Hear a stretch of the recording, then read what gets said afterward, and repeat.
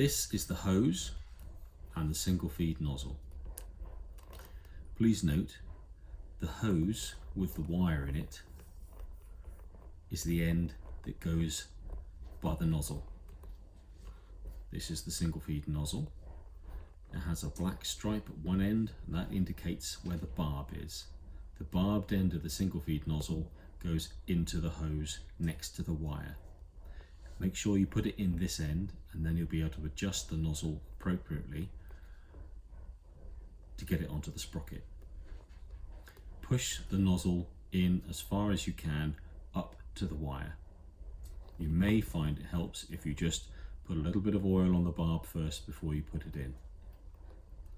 Once you've done it like that, it won't come out.